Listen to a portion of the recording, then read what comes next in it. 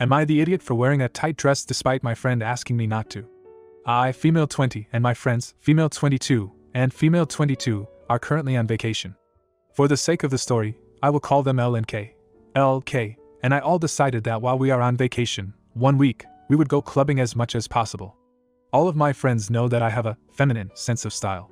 My entire wardrobe consists of pink, mini skirts, dresses, heels, and lots of jewelry. Not once has this ever seemingly been a problem with my friends, at least none that was mentioned directly to me.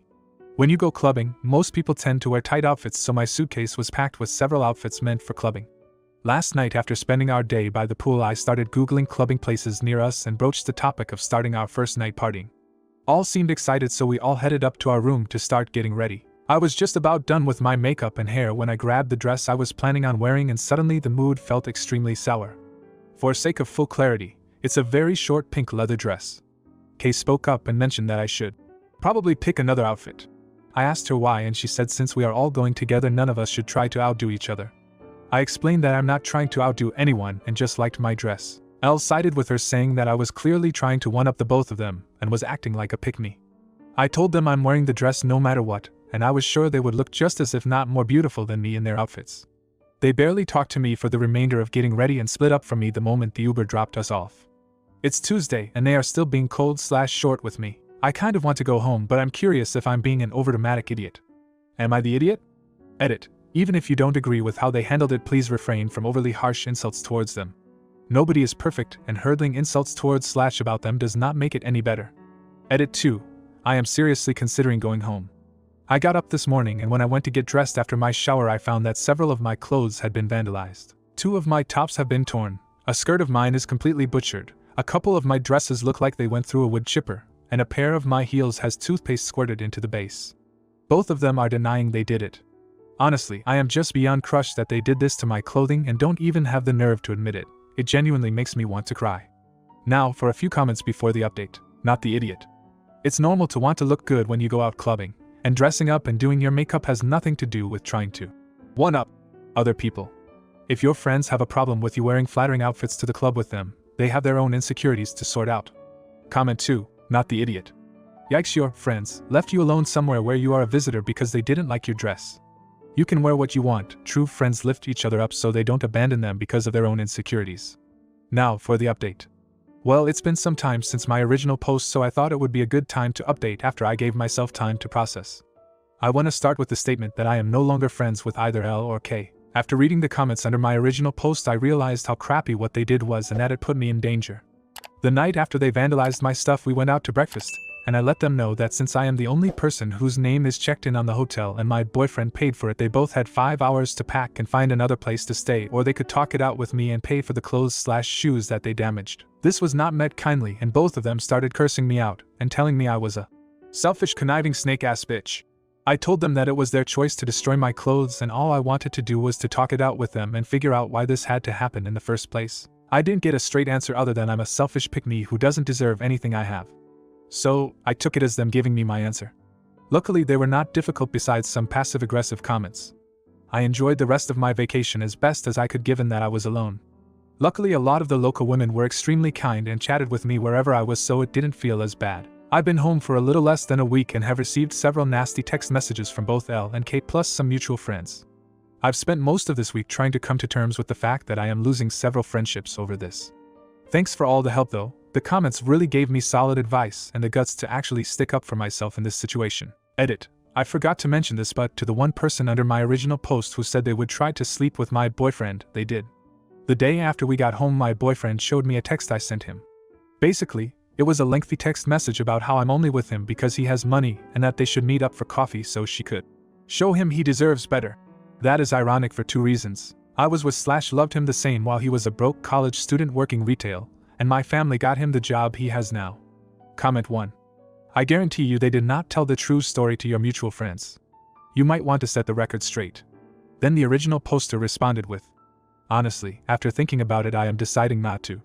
If they were good friends, they'd reach out and ask themselves before hurling insults at me about how I'm a slut or whore. Especially because they know my character. I have never left my friends high and dry. If they needed me, I was always there. Even if they needed me now in a bad situation, I would never turn them away. I have always and will always show them love and compassion. It says a lot that the one time I need them they aren't here. Comment 2. You're the idiot. Wow, just when I thought you couldn't get any worse, you proved me wrong.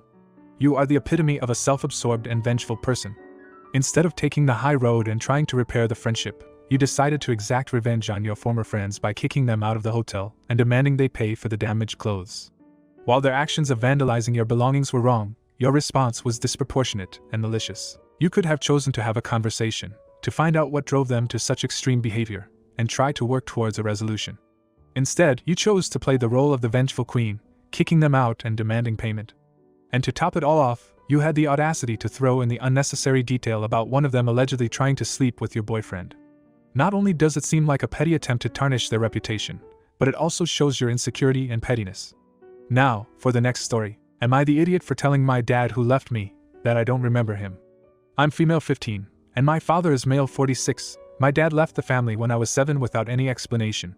He just vanished one day, and I've never seen him since. He left because of relationship issues with my mom. She was heartbroken, and waited 5 years for him to return, but in the end filed for divorce. Thankfully, she's over him now. To be honest, now 8 years after he left, I barely have any memory of him. Only some resentment for the years of suffering he put my mom and sister, female 19, through. They tried and tried to contact him, but he'd never respond. I can't remember his voice, personality, or even face much. Last week, he texted my mother and said he wanted to meet, after 8 years of disappearance. My mom agreed. We arranged a meetup at a nearby restaurant. My sister was so nervous/excited, but I realized I felt nearly nothing. He arrived, and my mom and sister started crying. He cried too, at the sight of his beloved daughters. He saw that I looked quite emotionless, and said, "Don't you miss your dad?" I replied honestly that I didn't remember him. He left so long, it's like I barely knew him. He was so shocked and hurt. Eventually, he cut off our meetup early, claiming he had to work. My mom and sister were so mad, they blamed it on me. My mom said that my sister's been waiting to see her dad for so long, but I had to make a stupid remark and make him leave a second time, asking how I could behave like this towards my dad. Telling me that I'm a selfish witch and idiot. I'm sorry that he cut the meetup short, cause I knew my sister missed him so damn much. But to be honest, I don't feel bad for saying the truth. Am I the idiot? Now for a few comments before the update. Not the idiot. If he's going to leave again because his daughter told him the truth, they're better off with him gone. Comment 2. Not the idiot, you're the selfish one. He walked out with no explanation when you were only 7 and showed up 8 years later thinking everything is going to be all okay, and yet you are selfish for not remembering him. I'm in shock. I'm even more shocked that your mom and sister are with him on the playing happy family in a sense, rather than ripping him a new one for what he did. Edit. Someone made the very good point that the dad was gone from Opie's life. Longer than he has been there. It makes total sense that he wouldn't be remembered. Now for the update.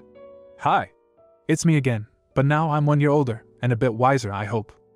It's been a few months since I initially posted, so here's an update on how my life's going. First, I no longer feel bad about making my dad leave the meetup since he somehow reconciled with both my mom and sister. Here's how it happened. In mid-April, he came to our house to see my sister on her birthday. He bought a ton of gifts and said a lot of sappy words, which of course, won my mom and sister over. He tried to talk to me calling me his darling baby and precious little girl. However, when he realized that I truly did not see him as a father, he left. In June, he visited again. I confronted him and asked why he suddenly wanted to be so involved in the family. After leaving for 8 years. He said that he never forgot about us and always felt so guilty about leaving. That he needed to see us again because we were the most important people in his life. I demanded to know why he left then. His exact answer was, "Baby, when I was in a relationship with your mom, things got difficult. Things like that happen in relationships and Daddy needed a break. It doesn't mean Daddy doesn't love you." I thought it was utter bullshit. I said, "If you needed a break, you could have talked things out with Mom. You could have even filed for divorce. But instead you walked out and left without a trace like a freaking coward." He tried to convince me that I wouldn't understand these kinds of things, but I wouldn't hear him out. He dodged my questions and eventually got so frustrated that he left again. In July, which is my birthday month, he visited on my birthday. In a very passive-aggressive manner, he said he wanted to take my sister and Mom out to a restaurant. "To catch up with Daddy?" my sister asked.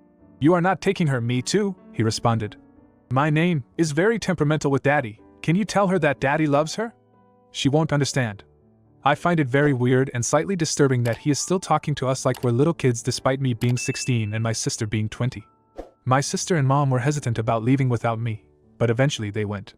They came home to celebrate my birthday with me, but I still thought it was hurtful they went in the first place. Our family hasn't heard from my dad all August, despite my sister trying to reach out to him.